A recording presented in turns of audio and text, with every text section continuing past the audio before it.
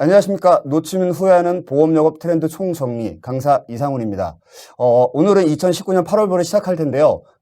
기존에 보시던 분은 아시겠지만 강사가 바뀌어서 약간 당황을 하셨을 텐데 저는 현재도 보험 관련 일을 하고 있고요. 계속 영업을 하고 있고 모 지에서 스텝 생활을 계속 오래 했습니다. 그래서 여러분들께 이런 지혜에서 각종 지혜에서 이렇게 한 자료들을 취합을 해서 여러분들께 정리를 해드리는 시간을 갖도록 하겠습니다. 바로 넘어가도록 하겠습니다. 자, 오늘 콘텐츠 플로우입니다. 먼저 가정 개요로는 최근 영업 환경인데 신문기사로 보는 보험 환경입니다. 기존에 신문기사들 많이 보시게 되면 보험 관련 기사들이 많은데 그거를 어떻게 영업 전략을 피시는지 생명보험과 손해보험 쪽으로 연결을 해보도록 하겠습니다. 그리고 기대효과는 이런 신문기사를 통해서 보험의 최신 트렌드 변화를 인식하고 거기에 맞는 8월 활동을 계속하면서 8월 활동하면서 다음 달 영업도 준비를 하셔야 되지 않습니까? 그래서 9월 영업을 준비하자는 그런 효과를 기대하도록 하겠습니다. 자, 최근 영업 환경입니다.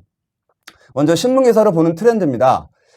기사를 보시게 되면 기준금리 전격 인하라고 나와 있습니다. 현재 지금 우리나라도 기준금리 인하를 했고요. 7월 31일에 미국도 기준금리를 0.25에서 0.5포인트 인하했습니다. 일본은 0.1로 그대로 유지가 되고 있는데요. 기사들 머리캐서 한번 보시게 되면 성장률 추락 공포 하는 전격 금리 인하, 다음 기사가 경기 하강 1 보복의 저성장 공포 10월, 11월 추가 금리 인하할 듯 이 부분입니다. 이건 무슨 부분이냐면요. 현재 하는 전격 금리 인하라고 되어 있습니다. 이 부분에 대해서는 현재 미국과 그다음에 일본의 문제가 있을 수 있고 중국의 문제가 있을 수 있습니다. 현재 신문 기사들을 많이 보셔서 알겠지만 일본이 경기 하강, 그다음에 1보복으로 경제 보복으로 인해서 현재 우리나라 성장률이 2.5%에서 2.2% 하향 조정을 했습니다. 그리고 또한 여기 보시면 알겠지만 10월, 11월 추가 금리 인하할 듯 이 부분은 우리나라 하늘에서 일본과 미국의 추이를 보고 금리를 계속 인하할 생각이 있다는 말씀을 드리고 싶고요. 그 다음에 깜짝 금리 인하, 은행 덤덤 생보 충격이라고 이렇게 나와 있습니다. 이 충격이는 뭐냐면 깜짝 금리 인하, 은행 덤덤이란 기사는 뭐냐면요. 은행 쪽에서는 기존에 계속 기준금리 인하를 대비해서 계속 수신금리를 계속 인하를 했습니다. 하지만 생명보험에서는 특히나 종신보험 쪽에서 예정이율이라는 단어를 들어보셨을 겁니다. 예정이율이 계속 현재 기준금리가 떨어지게 되면 기존의 예정금리 한 2.5에서 현재 3%를 유지하고 있는데 그 금리에 대해서 맞추지 못하기 때문에 보험사에서는 역마진이 나오게 됩니다. 이 역마진 때문에 보험사에서 가장 문제가 되지 않을까 생각이 됩니다. 그리고 장기적 금리 인하 시작은 아니다. 불확실성만 키운 파월. 이거는 뭐냐면 미국 금리 인하입니다. 미국이 예상대로 7월 31일 날에 0.25에서 0.5%를 인하했습니다. 근데 여기서 가장 주목할 부분이 뭐냐면 불확실성만 키운 파월입니다. 이 부분은 현재 오늘 기사가 났습니다. 트럼프는 미국의 적은 중국이 아니라 연준이라는 말까지 써가면서 추가적으로 금리 인하의 압박을 지금 가하고 있습니다. 그러면 금리 인하를 압박을 해도 미국에서는 경제 부분에 대해서 많은 문제가 발생을 합니다. 그리고 다시 우리나라로 돌아오겠습니다. 추가 인하 깜빡이 켠 이주열. 이 이주열이라는 분은 우리나라 한은 총재입니다. 근데 이분께서 현재 추가 인하라는 부분을 얘기를 했는데 이건 뭐냐면 계속 미국과 그다음에 일본 문제가 대두가 되기 때문에 현재 추가 인하를 했다 그래서 계속 그대로 가는 것이 아니라 미국과 일본의 추이를 보면서 금리를 계속 조정을 한다는 그런 의미로 받아들이시면 될 것 같습니다. 자, 다음입니다. 여기 보시게 되면 예적금금리 아래로 부동자금 어디로 가나 현재 은행금리 우리나라 대형 우리은행 있는가 KB은행 신한은행 같은 경우는 정기적금 금리가 최고 0.3포인트를 내려서 1%대로 떨어졌습니다. 그럼 현재 여기서 부동자금 어디로라는 부분이 있습니다. 여기에 키포인트가 있는데요. 부동자금 어디로? 현재 은행에서는 대형의 1.6%에서 1.9%의 예적금 금리가 적용이 되고 있습니다. 그러면 현재 보험회사는 현재 몇 프로가 적용이 되고 있을까요? 확정금리 2.5%에서 3%까지 적용이 되겠습니다. 그러면 당연히 이 부동자금은 어디로 갖고 와야 될 거야? 당연히 우리 보험 쪽으로 갖고 오셔야 되겠죠. 현재 보시게 되면 우리은행은 정기 예금의 경우 0.2에서 0.3포인트, 정기적금은 0.1에서 0.3포인트 금리를 낮췄습니다라는 얘기가 돼 있습니다. 이 부분도 한번 집중적으로 보시면 좋을 것 같습니다. 자, 다음 기사 보겠습니다. 백내장 수술이 무료, 모두가 보험사기 공범이었다. 그 다음에 시력교정, 노안 시술도 백내장으로 꾸며 보험금 탄핵. 이 부분이 참 문제가 되는 부분입니다. 백내장 수술한 부분은 눈 쪽을 수술을 말씀을 드리는 건데요. 기존에 이게 2011년, 12년부터 모 회사에서 엄청나게 반항을 일으키면서 수술비 플랜이라 그래서 엄청나게 많이 판매를 했습니다. 이때 저 같은 경우도 가입을 했지만 이때 당시에 백내장 수술을 한번 하게 되면 250에서 500만 원까지 가입이 되고요. 그 다음에 가입 제한이 없었습니다. 그래서 많으신 분들은 5건, 6건, 10건까지 가입을 하셔서 한 번 수술을 하게 되면 2천만 원에서 3천만 원까지 받을 수 있는 수술인데 이 부분이 보험사기에 공범했던 부분은 뭐였냐면 설계사, 그 다음에 고객, 의사가 같이 합작을 해서 보험 사기를 펼친 겁니다. 그럼 기존에는 보험 사기가 그냥 생계형 보험 사기였던 지금은 조직적으로 보험 범죄 사기를 일으키고 있기 때문에 이 부분에 대해서 보험사에서는 계속 주시해서 이 부분을 체크를 하지 않을까 싶습니다. 그리고 시력 교정, 노안 시술도 백내장으로 꾸며 복무탄핵 이거랑 같이 연결되는 부분이기 때문에 현재 보험사에서 수술 부분에 대해서 계속 집중적으로 체크를 하고 있고 그 다음에 지금 보험사에서 이렇게 나오는 부분을 보게 되면 계속해서 금액을 최대로 지금 맞추지 않고 계속 금리 똑같이 내려가는 것처럼 지금 보험사에서는 계속해서 가입 금액을 조정을 하고 있습니다. 그 부분에 대해서 지금 선제적으로 계속 우리가 가입을 해야 되는 부분일 것 같고요. 그 다음에 이 부분 하나 보겠습니다.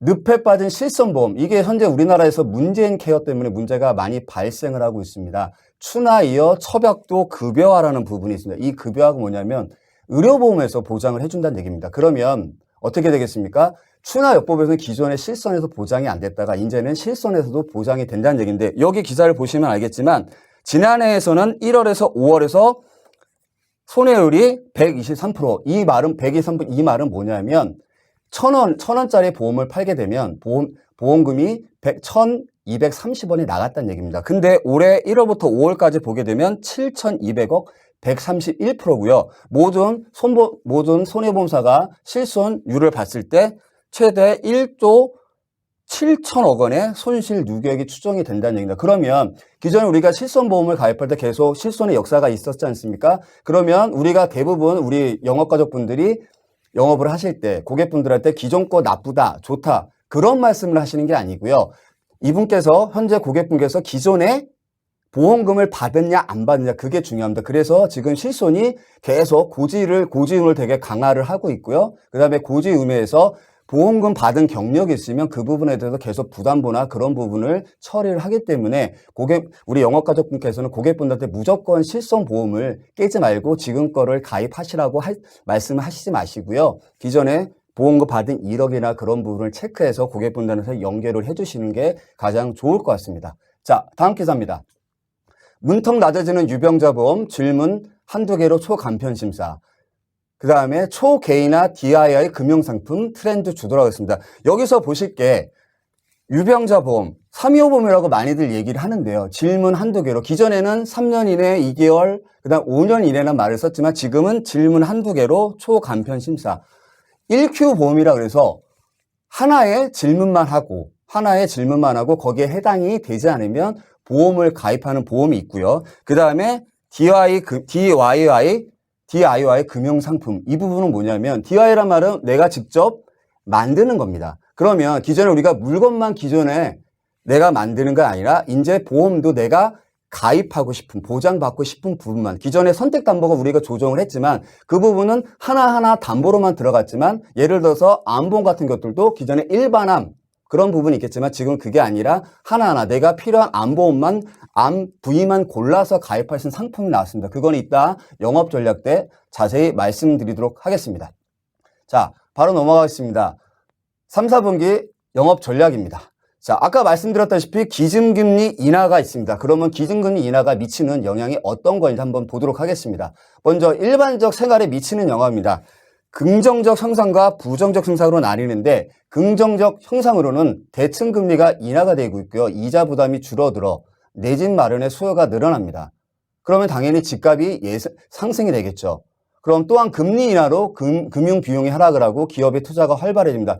반대로 부정적 현상이 있습니다. 이거 반대로 보시면 되겠는데 시중금리 인하로 인해서 은행보다는 주식, 채권 또는 안전자산으로 각광을 받고 있는 금, 달러로 자금 이탈이 발생을 하고요. 물가 상승과 가계부채 증가로 이어진다. 현재 우리나라에서 가장 문제가 되고 있는 부분이 아파트 담보대출입니다. 현재 우리나라가 아파트 담보대출 계속 기하급수로 현재 늘어나고 있는 상태에서 금리가 인하가 되면 또다시 집을 계속 살려고 하고 있고, 오늘 기사를 보니까 전세값이 향후 5년 동안 계속 서울은 상승을 한다고 합니다. 그러면 전세값이 상승하게 되면 당연히 집값이 올라갈까요? 떨어질까요? 당연히 수요가 몰리기 때문에 집값이 올라갈 수밖에 없는 구조입니다. 그러면 그런 경기 선순환 구조를 위해서 또다시 물가가 상승을 하고 계속 그런 부분이 있기 때문에, 그러면 우리 고객분들은 어떻게 하시겠습니까? 당연히 아파트 담보대출로 생활비를 마련을 할 수가 있겠습니다. 그래서 기준금리 인하가 됐다는 건 좋지도 않고 나쁘지도 않습니다. 그러면 이 부분을 우리는 보험적으로 연결을 시켜야 되는 부분이 있을 수 있겠죠. 자, 그럼 이 부분이 보험에 어떠한 영향을 미치는지 보겠습니다. 금리 인하로 보험사 자산운용 수익률이 감소를 합니다. 그러면 당연히 역마진이 되겠죠. 그러면 역마진이 되면 어떻게 되겠습니까? 우리가 가장 싫어하는 보험료 인상이 됩니다. 보험료 인상으로 불가피하게 어떻게 된다? 고객에게 돌려드리는 해지잔금이 줄어들고 원금 회복 기간이 더 오래 걸린다라고 합니다. 여기서 원금 회복 기간이 상당히 중요한 거고요. 그 다음에 해지잔금이 줄어든다도 중요합니다. 왜? 현재 우리가 기존에 종신보험 팔 때 추가 납입을 많이 권해드려서 현재 은행보다 금리가 높기 때문에 계속 시간이 지나면 지날수록 복리의 개념을 입혀서 환급금이 상당히 많이 늘어난다고 되어 있습니다. 그러면 금리가 계속 떨어지게 되면 당연히 보험사에 여기서 역마진 우려 때문에 보험료 인상이 돼버리면 예정유예라는 단어가 있습니다. 예정유예를 내려가게 됩니다. 그러면 고객한테 돌려드리는 그런 해지잔금이 당연히 줄어들기 때문에 그런 부분에 대해서 우리가 먼저 선제적으로 어떻게 영업을 할 것인가 부분에 대해서 꼭 짚고 넘어가야 될 것 같습니다. 자, 다시 한번 이 표를 보겠습니다. 간단하게 정리를 해보게 되면 기준금리 인하가 되면 당연히 시중금리 인하가 되고요. 시중금리 인하가 되면 수익률 감소로 이어지고 수익률 감소가 되면 보험료 인상이 되기 때문에 이 부분에 대해서 기준금리가 우리 보험 쪽에 미치는 영향은 그닥 긍정적이 않은 영향을 미친다고 보실 수가 있겠습니다. 자, 그럼 우리의 대응책을 한번 보도록 하겠습니다. 우리의 대응책은 어떤 거냐? 기준금리가 떨어졌습니다. 그럼 많은 분들이 항상 또 종신보험 얘기야 그렇게 말씀을 하실 텐데요. 여기서 중요한 거는 종신보험이다가 중요한 게 아니라 환급률이 중요한 겁니다. 어떤 환급률이요? 현재 은행은 1.9%에서 최대 1.9%, 그 다음에 1.6%까지 금리가 떨어졌습니다. 그러면 현재 보험사에서는 아까도 말씀드렸다시피 2.5%에서 최대 3%까지 금리를 드리고 있습니다. 물론 우리가 납입하는 보험료에 대해서 전체적으로 2.5%, 3%가 굴러가는 부분은 아니지만 보험은 복리로 굴러가기 때문에 시간이 지나면 지날수록 그만큼 눈덩이처럼 불어나게 되어 있습니다. 그 부분에 대해서 우리는 고금리, 고환급을 고객분들한테 충분하게 말씀을 드려야 됩니다. 그럼 어떻게 고금리, 고환급을 말씀을 드리느냐? 종신보험에는 보통 여러 가지 종류가 있지만 지금 가장 많이 판매되는 상품은 이렇습니다. 자, 확정금리형과 무해지형 종신보험이 있습니다. 먼저 확정금리형 상품으로는 동양생명의 상품이 있고요. 그 다음에 신한생명의 상품이 있습니다.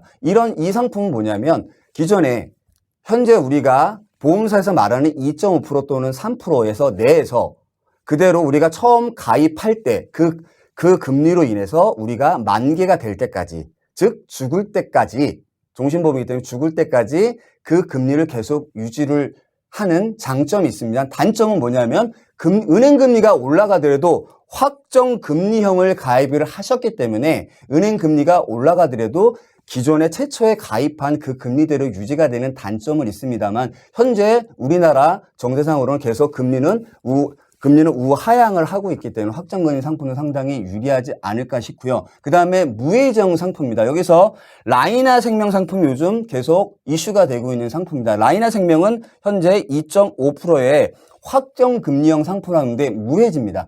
무해지 상품은 다들 아시겠지만 납입하는 기간에는 해지잔금이 없고요. 납입이 끝나게 되면 해지잔금이 상당히 많이 올라가는 구조로 되어 있습니다. 그래서 그런 부분에 대해서 우리가 많이 좀 신경을 쓰셔야 되는데 여기서 중요한 게 있습니다.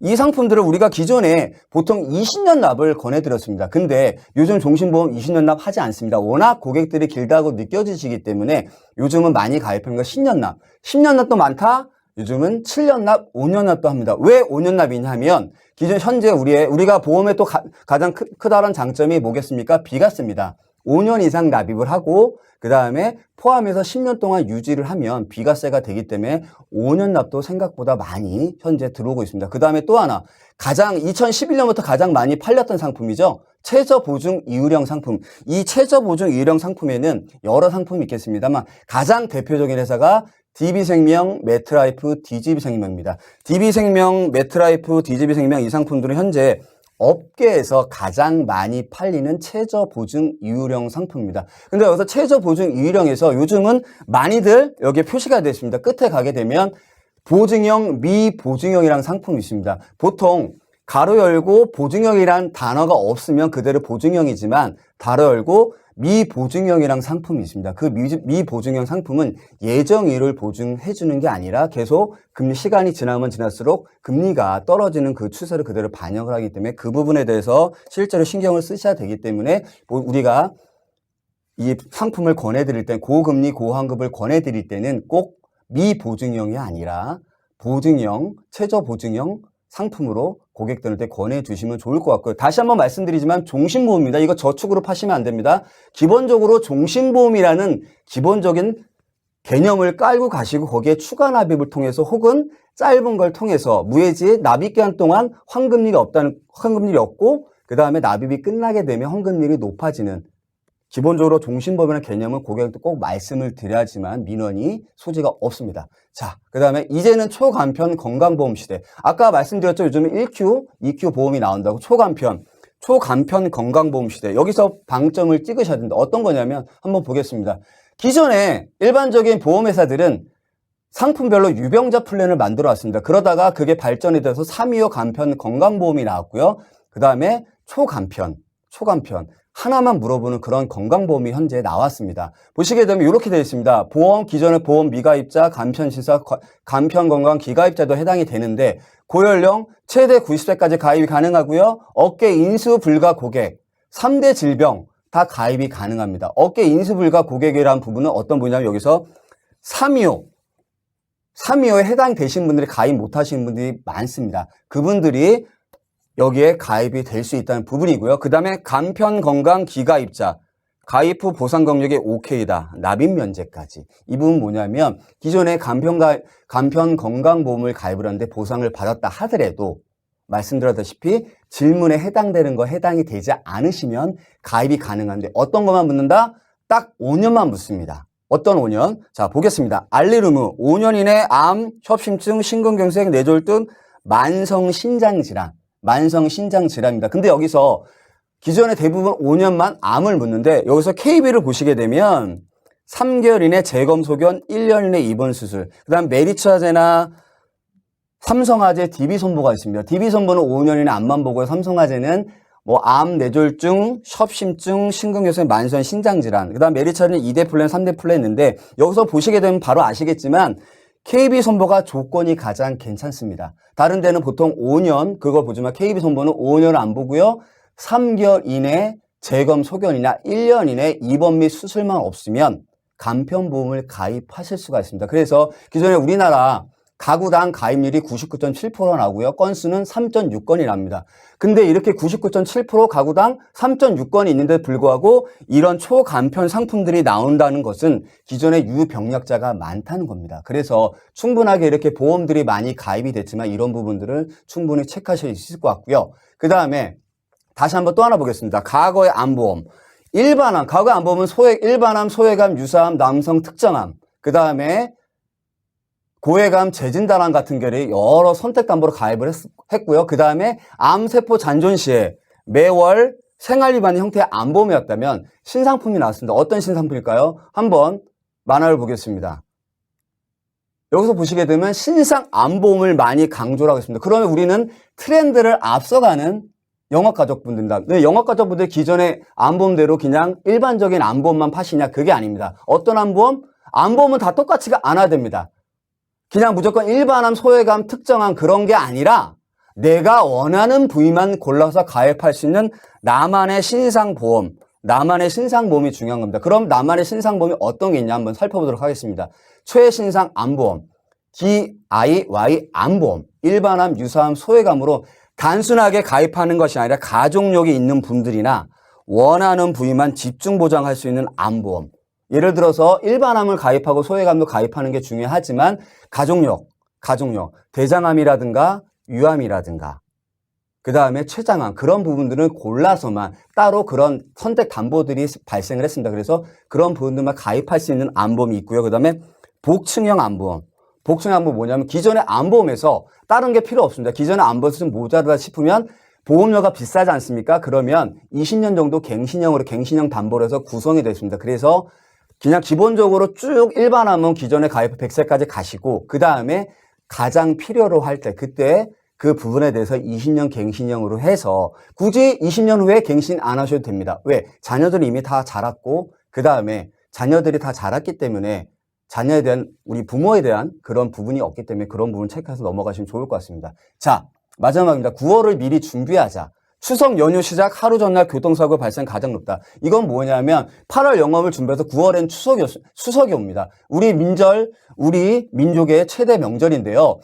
작년 아주경제에 나온 기사인데 교통사고가 추석 연휴 전날에 가장 많이 발생을 한다고 합니다. 그러면 제가 어떤 말씀을 드린 줄 알겠죠? 고객분들한테 던지시는 거죠. 뭘 던집니까? 운전자 보험을 던지시는 겁니다. 물론 운전자 보험 많이들 가입을 하셨습니다. 근데 요즘 운전자 보험들이 가장 많이 늘어나는 게 자부상, 그 다음에 교통사고 처리지원금, 그 다음에 올부터 가장 많이 이슈가 됐던 대물 벌금이 있습니다. 근데 여기서 보실 건 롯데선보가 13일까지 자부상 14급을 70만 원까지 받아주고 이후에는 50만 원 줄어들고요. 그 다음에 교통사고 처리지원금 기존에 모든 많은 분들이 3천만 원까지 가입을 하셨는데 DB손보, KB손보, 하나손보는 1억 원까지 가입이 가능합니다. 그래서 추가 가입을 권해드리는 것도 되게 좋을 것 같고 그 다음에 변호사 선임비용이 있습니다. 변호사 선임비용 뭐냐면 대부분 기존에 많은 분들이 500만 원, 1000만 원을 가입하셨습니다. 그렇기 때문에 이 부분도 고객분들한테 업셀링을 하셔라. 그런 부분을 말씀드리고 싶고요.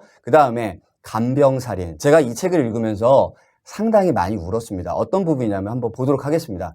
우리가 기존에 이제 나이가 많이 들어가면서 현재 평균 수명이 늘어나고 있습니다. 그리고 병들이 많이 발생을 하고 있습니다. 근데 병들이 많이 발생을 하는데 간병은 누가 합니까? 제가 병으로 쓰러졌을 때 제 자녀들이 저를 간병을 할까요? 저는 절대 아니라고 생각합니다. 제 자녀가 아니라 간병인이 대부분 저를 보살펴 줄 텐데요. 근데 돈이 없으면 당연히 안 됩니다. 그래서 요즘 들어서 많이 간병살인이라는 거 실제 일어나고 있고요. 여기 보시게 되면 간병살인의 피해자는 평균 나이 64.2세고요.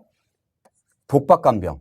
대부분의 가해자는 남편과 자녀 등이 있습니다. 그러면 독박간병 상태인데 간병의 기간은 무려 평균 6년 5개월에 이른다고 합니다. 실제 사례입니다. 가족 간 살인 반인류적인 범죄인데요.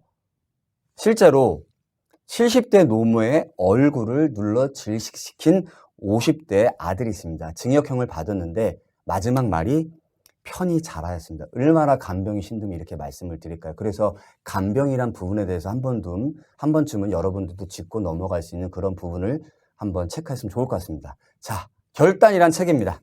이게 어떤 의미냐면 롬 무어라는 작가가 지었는데 여기서 제가 이 책을 읽어봤는데 여기서 보시면 자수성가 백만장들의 압도적 성공 비밀이라고 타이틀이 나왔지만 실제로 이 책 내용은 이렇습니다. 어떤 부분이냐면 지금 시작하고 나중에 완벽해져라. 미루는 습관을 버리자. 완벽한 때라는 결코 없다. 이거를 우리 쪽으로 한번 해보겠습니다. 우리가 이 고객은 안 되고 이 고객은 안 되고 다음에 이 고객 시간이 없대. 그러지 말고요. 그 다음에 완벽하게 준비를 하지 말고 고객과 만나가면서 고객한테 맞추는 거를 말씀을 드린 겁니다. 그리고 미루는 습관을 버리자. 고객이 돈 없대. 당연히 돈 없죠. 요즘 일반인들 다 돈 없습니다. 그러지 말고요. 고객과 일단 무조건 부딪히고 무조건 현재 가입을 시키는 게 아니라 고객과 대화를 하면서 완벽한 때는 없습니다. 고객과 수시로 대화를 하면서 그렇게 고객한테 이런 상품들을 권해드리는 게 저는 가장 좋다고 생각합니다. 자, 결단을 하시고요. 우리 8월 영업을 계속 하시면서 9월을 준비할 수 있는 그런 8월이 되시기 바라겠습니다. 감사합니다.